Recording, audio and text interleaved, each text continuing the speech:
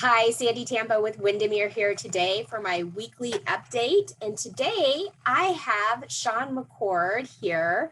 He is my longtime accountant that I've used for years and years and years. And I've invited him here to talk about capital gains. Hi, Shawn. Hi, Sandy. Good to be with you. Thanks so much. It's funny, Shawn's actually just in the building next to me, but we thought Zoom might be a little bit better from a viewer standpoint. So a little background on Shawn. He has a bachelor's in accounting and master's in taxation from BYU. He's lived in Bellevue since 1975 and started his own tax practice after being a CPA at Deloitte in Seattle. And he specializes in individuals and small businesses, which is how I use him personally, and I also use him for my business. So Shawn, can we start off by just having you explain what capital gains is let me back up. So the reason I'm talking about this is because with home values appreciating as they have, I think most sellers who've had their home for 5+ years are likely going to be getting into having to pay capital gains on the appreciation of their home. So Shawn, can you explain a little bit about how and when a homeowner pays capital gains? Sure. Well, first of all, I still get questions from people who ask about the old rules. And by old rules regarding the primary residence, I mean going back before 1998, where if you bought a home of equal or greater value, you would not pay a capital gains tax on the sale of your residence. So the rules before 98 were if you sold a house for $400,000 and bought one for $450,000 as your next home, you wouldn't pay capital gains on the one you sold. That rule went away in 1998.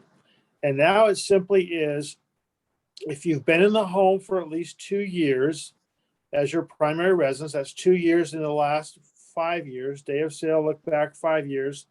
In that period, you have to have 730 days. So 2 years as your primary residence.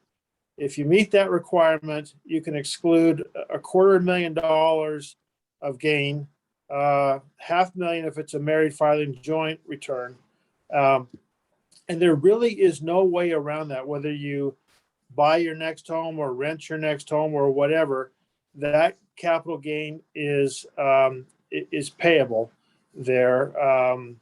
If it's less than 2 years, there are some exceptions that allow you to get a partial exclusion if it's a change of employment or for a medical reason. But you're correct. For many of us who've been in our homes for several years, that gain is real, and the tax is going to be paid. So therefore, you're looking at how can I minimize that tax? And you take the selling price of the home, you subtract selling expenses. That includes the commissions, excise tax, the settlement fees, escrow, title, all of that. The mortgage balance is not included. So whether you have your home free and clear or have a mortgage, it doesn't matter for purposes of calculating your gain. So subtract your selling expenses from the gross sales price. That gives you a net sales price. And from that net sales price, you subtract your basis. And the basis is the original cost of the home plus the cost of improvements to it. Got it. Okay, so and then the capital gains is triggered when you go to sell, correct? So it doesn't matter. Yes, okay. Correct. And in theory, you could do this every 2 years. There's no limit on how many times you exercise this. Correct. You can reuse this as long as you meet the 2-year ownership and occupancy test. You can do it every 2 years. And it doesn't matter what you do with that money. You could just buy whatever you want, save it, do anything. Correct. There's no longer a requirement to reinvest in another primary residence as there used to be years ago. Got it. And then, so how are capital gain, like what is somebody's capital gains tax? Like what rate is that? For most, it's 15. Highest tax brackets, it can be 20%. Okay. Also, for some, you have what is called the net investment income tax, the NIIT, or as we call it, the NIT, and that can be 3.8% of the gain. It wouldn't apply to everybody. If you have a lot of investment income, the NIT can apply to move that rate from 15 to 18.8% or 20 to 23.8%. So it can be a real amount. Now, on the basis, that becomes an important issue. If you have an older homeowner, been in their house a long time, not in the best of health, upon the death of the first spouse, the basis resets the market value at that time. So sometimes an older person, it may not be wise to sell, especially if there's a taxable capital gain, because in a community property state such as ours in Washington, upon the death of the first spouse, the basis adjusts to market value at that time. Got it. And that's a whole nother conversation, but that's a really good point. So when you say most people are at 15%, is that for like in earners under 200,000? Yes. What is kind of the? Yeah. Only if you're in the maximum ordinary tax bracket would your capital gains rate be 20%. So that doesn't apply to a lot of people. It's Okay. You're well less than 1% of the people would have a 20% capital gains rate. Got it. So let's just say that it's 15%. So the way I like to articulate that is, because I want sellers to understand this, is our homeowners to understand this, is basically once for a married couple, once you exceed that $500,000 of gain, which is, your net sale price minus your basis, then you're basically earning 85 cents on the dollar of every dollar your home's appreciating. Yes. Okay, so what are some ways to mitigate the capital gains?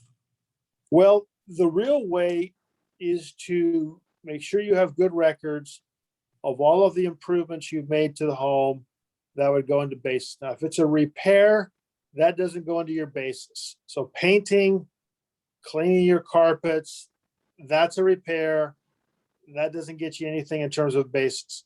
But if you do a kitchen remodel, a bathroom remodel, you put on a new roof, you recarpet, all of that, redo a driveway.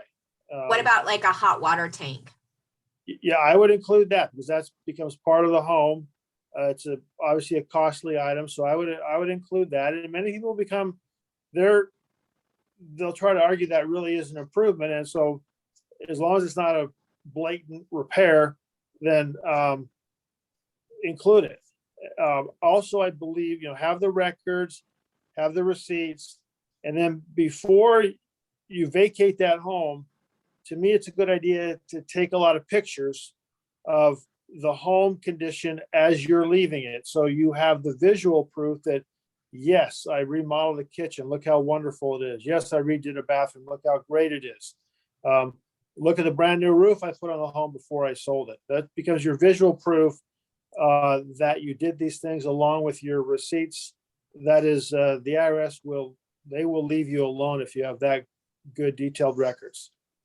And the great news is if you list your home, you'll have all those photos. Like the real estate agent will have that all written up and everything. So that part's a little easier. Yes. So then what if somebody does the work themselves? So let's say you remodel the bathroom. Can you take any credit for your labor and charging for that? No, you can't, because you don't recognize any income for the value of your labor you provide for yourself. So in that case, it's only the hard costs that you have for materials. Got it. Okay. That was a question that was coming up a lot recently. So one of the takeaways I say too is, if you're thinking of selling, just know that this might be a good reason to reset your basis and start that 500,000 of tax-free again.